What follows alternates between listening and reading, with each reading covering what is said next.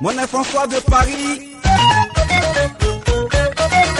chef TI Prince, Akafou Julien, Vicky Miaye,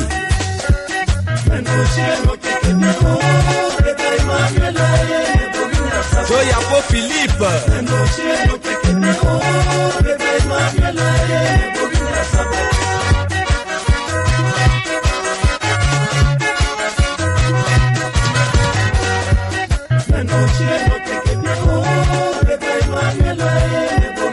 Mambo Patrice,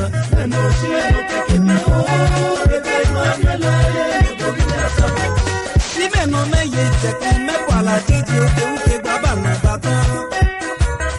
Paris le dans les matins, pour chita wendi, oh so bate pla pla pla pla.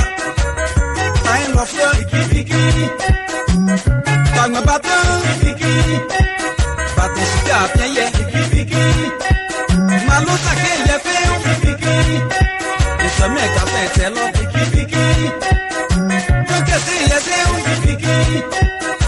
Eric premier dimanche mais Marcelo, colonel a premier Gérard, mais si on m'a fait pas même en zagoye. Appelez. Aïe.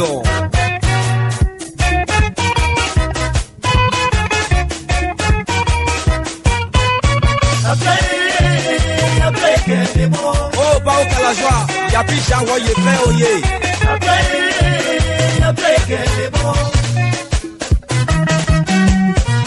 Bon le vol, aussi à un jeu. Ah oui, Raymond. A bientôt le deux, maestro et qu'elle est les mêmes. Mon père a dit bagbo, ma qui est piqué ou en fait essayer. Moshika Benji, papa no piano mele. Botine temanole, sini sigale gekene. Botone tamba legi, bano babe basikake.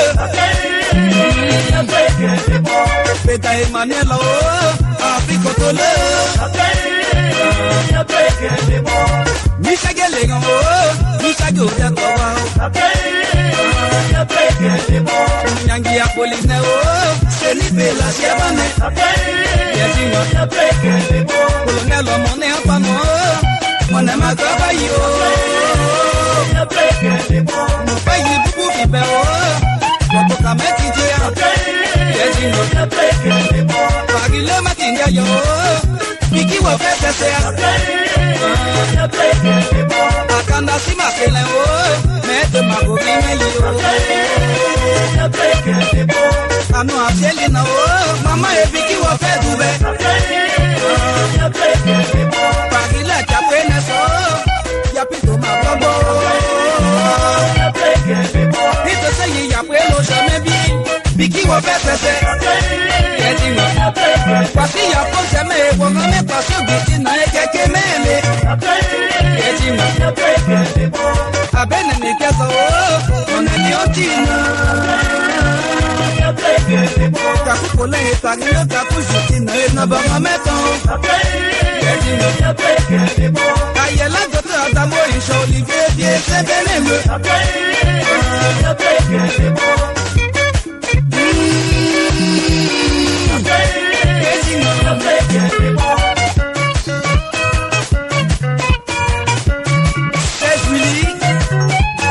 Komolo, le duo choc de Radio Côte d'Ivoire.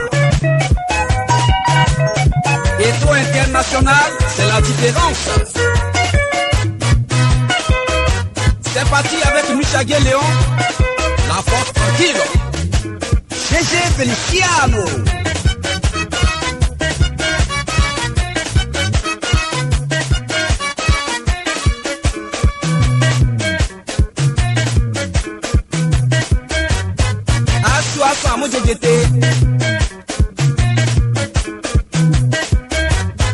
Bagba Sheo, Baka, Mishika, Baka, Umaka, Baka, Umoshi, Chef Bilo, Yavo Hubert, Kofi Betin, merci là-bas.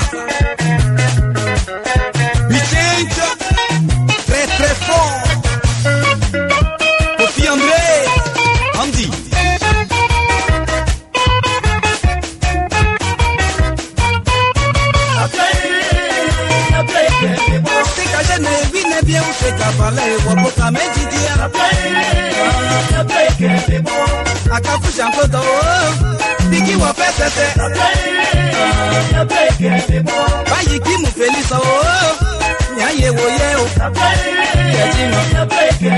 Papier le nom est mis à eto. Ya onoga e me commode.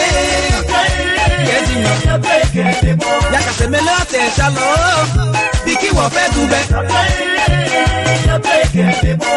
Ami oyo nando. Nya ne wo ye o. C'est gens chef bien quoi pourquoi ouais c'est quoi boka meto. Ate wo seli no chef de gars bon Alexia Baye. Nadia Dominique c'est pour Jeannette Kiro. Akiti Mandela nyanya mute pied c'est benelu. Akape piki wo fe o, aya pe piki wo fe tese.